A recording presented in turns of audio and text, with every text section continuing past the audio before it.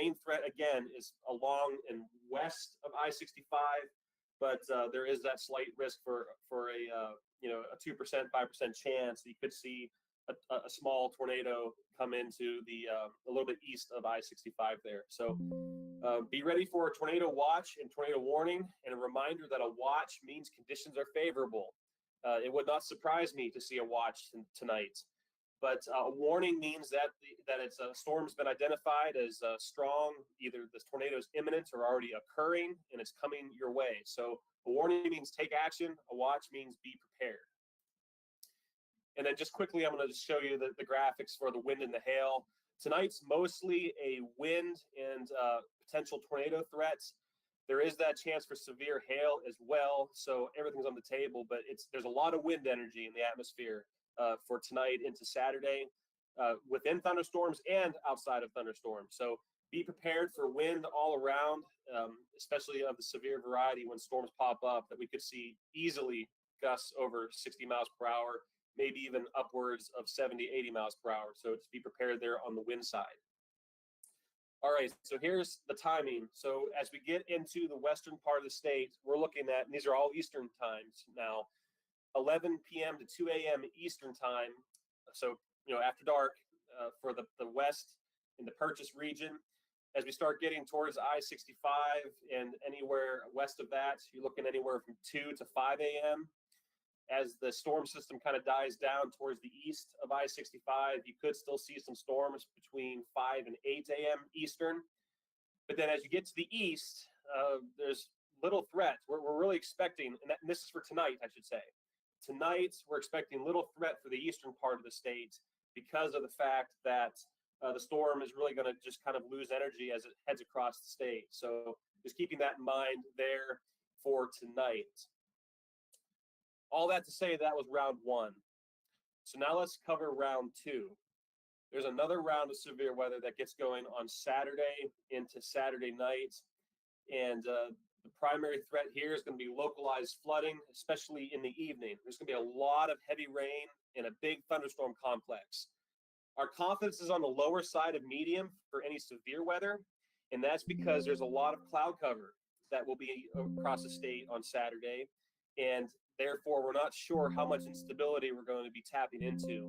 But the counties that have the greatest risk are kind of south central Kentucky along the Tennessee border.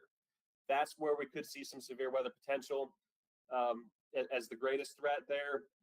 But overall, a lot of the state is going to see a lot of heavy rain and potential for some flash flooding. So this is going to be round two. This probably starts after 2 o'clock, 3 o'clock p.m. Eastern time. And then this goes through the evening and then into the overnight. So that's round two. Here's the latest forecast for the rainfall that we're going to show you real quick. We could see swaths of 2 to 4 inches of rain, anywhere from Bowling Green up to Frankfort and eastward into Lexington.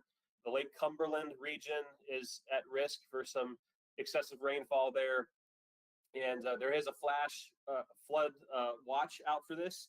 So, just be vigilant, especially if you're still having communities cleaning up from the last event that happened in February.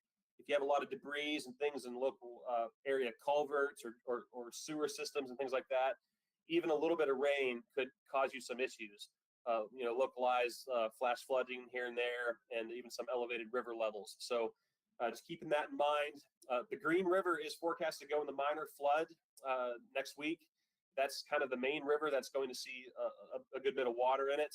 But overall, there's a good bit of rain coming, and that's going to be the main primary concern, is the excessive rainfall leading to flooding Saturday into Saturday night. That was a lot. And again, these have all been emailed to you, and they're in your inbox. If you have any questions for me, feel free to submit them into the chat box there. But overall, the slides are already on the website and have been sent to your inboxes. So you can look up your specific counties and look for additional information there. So in the meantime, if you have any questions, I'll stick on here for a little bit and answer them as they come in.